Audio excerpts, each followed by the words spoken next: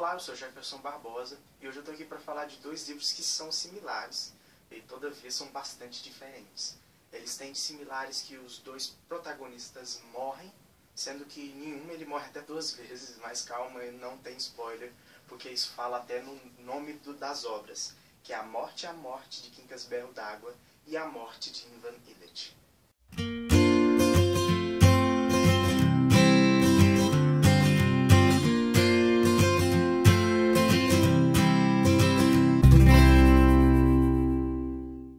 Então a gente tem aqui duas obras singulares e que eu amei, por isso eu quis fazer um vídeo desses dois livros juntos, apesar deles serem bastante diferentes. Aqui a gente tem a obra do escritor nacional Jorge Amado, que é cultuado tanto internacionalmente como nacionalmente, e foi o primeiro livro que eu li dele. Li para a meta 12 livros para 2014, parte 2, que eu vou deixar até o link na descrição se você quiser ver os outros livros que eu li.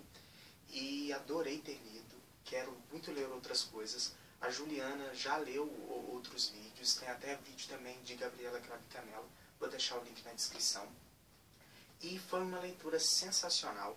E também do Tolstói, que é um escritor russo, que é A Morte de Ivan Illich, que é outro tipo de morte, outro tipo de narrativa. Mas eu vou tecer o comentário dos dois, falar no que eles são similares e no que eles são diferentes. No primeiro livro, a gente acompanha já de cara, se dá de cara com a morte desse personagem. O livro ele tem um tom assim, bem satírico, bem humorado. Eu não, digamos que eu gargalhei lendo o livro, mas eu fiquei com um sorriso estampado durante toda a leitura. E ele também tece várias críticas, e eu acho bastante interessante. O título da obra entrega muito. A morte de Quincas Berro d'Água, é porque esse personagem morreu 2 vezes. Sim, não é uma história sobrenatural. Ele morreu 2 vezes no sentido de que a primeira morte foi uma morte, digamos, filosófica. Ele morreu para a família, porque ele deixou de ser aquele que ele era. Ele se tornou o Quincas Berro d'Água. Ele se tornou aquele cachaceiro, fugiu de casa, largou a família. E a família, para inventar alguma coisa, para não perder, digamos, a honra familiar, acabou, então, inventando a morte do Quincas Berro d'Água. Antes de ser Quincas, eu esqueci o nome do personagem agora. Só que aí o livro começa com ele morrendo de verdade. Então a segunda morte do Quincas Berro d'Água.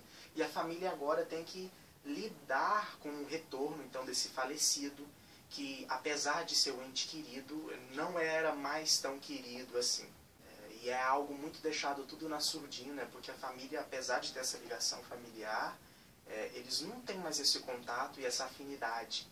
O que é totalmente diferente da afinidade que o Quincas Berro d'Água tem agora com seus amigos cachaceiros, que vão realmente sentir a dor da sua perda e que isso realmente vai provocar uma mágoa muito grande nele e que eles vão chorar essas suas mágoas na cachaça, assim como eles dividiam todas essas noites na cachaça com Quincas Berro d'Água. Entretanto, o que vai trazer a graça do livro são realmente os amigos do Quincas Berro d'Água e não a sua família, que vão cometer uma série de injúrias então com esse morto, que para eles não é morto. Então é um livro bastante divertido. O Jorge Amado ele escreveu esse livro em 1 semana, e é uma inventividade muito grande. É um dos livros mais famosos dele, e ele conceber essa história e escrevê-la em 1 semana só demonstra um pouco da genialidade dele.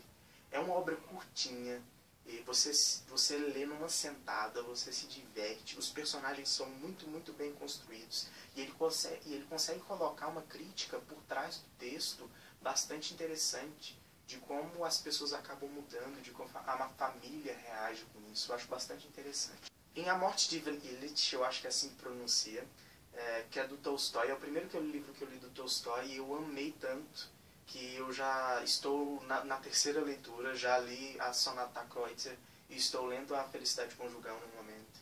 E estou amando. Realmente eu gostei muito de ter conhecido esse autor e eu já quero comprar mais livros dele.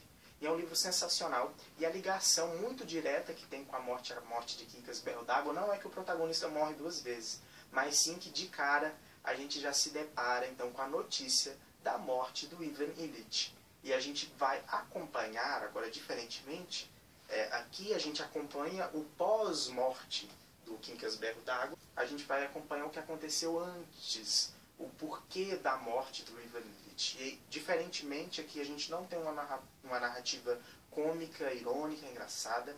A gente tem uma narrativa super densa, muito bem construída. E a morte como se dá, o jeito como se dá a morte do Ivan Lit, o estado em que ele é colocado, mexe com você. Sinceramente, da mesma forma que eu me senti totalmente com um sorriso estampado no rosto, lendo A Morte em Casberro d'Água, eu me sentia com o estômago revirado, lendo A Morte de Ivan Lit. São livros que mexem com você.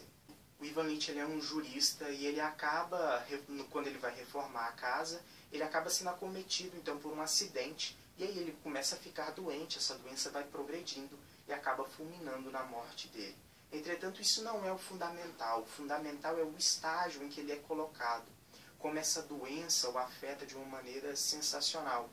Como o próprio livro comenta, não é uma doença somente física, mas passa a ser uma doença sentimental. A presença da morte o torna doente. O conhecimento de que a morte vai afetá-lo, de que ele pode morrer, acaba o tornando e sendo uma pedra que vai rolando e aumentando de tamanho. E o livro ele vai ficando tenso e tenso e tenso cada vez mais. Gosto dos personagens, da maneira como ele constrói a história tão profunda, mas da mesma forma tão simples. Eu jurei que ler Tolstói ia ser mais complicado, ia ser algo complexo, que ia me tirar os parafusos da cabeça, mas não, é uma leitura prazerosa.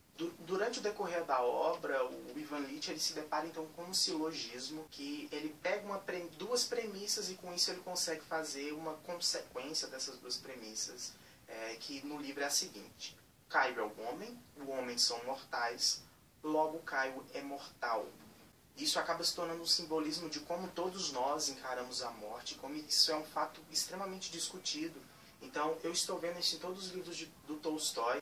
Apesar de ser narrativas antigas, não ficaram datadas no tempo. São narrativas universais e que conseguem ser lidas hoje, trazer os mesmos questionamentos que com certeza foram levados em consideração na época. Então a gente tem todos esses pensamentos da rememória do que a gente viveu quando a gente se depara com a morte, da presença divina, de todos esses questionamentos interessantes. E com certeza devia ser uma obra mais conhecida do que é, devia ser uma obra mais lida do que é. Então eu indico completamente. Então são duas obras muito interessantes, uma com um viés super cômico, super divertida de ler, muito imaginativa, super criativa, que vale super a pena, e a outra com um viés mais trágico, intenso, que revira seu estômago e que te deixa totalmente empenhado na trama à medida que a doença vai avançando para os estágios finais.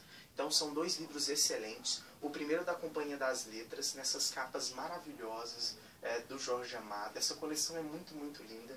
E também da editora 34, que é super zelosa e que vem então com esse quadradinho mágico aqui, para quem não sabe, saber que símbolo que é esse. Isso é um quadrado mágico. Então, todas as linhas e as colunas, a soma é 34 da editora. Então, achei bastante interessante. São edições muito bem caprichadas e que valem a pena. Então é isso. Se você quer tecer alguns comentários, pode escrever, sinta-se à vontade, curta o vídeo. E é isso, até mais.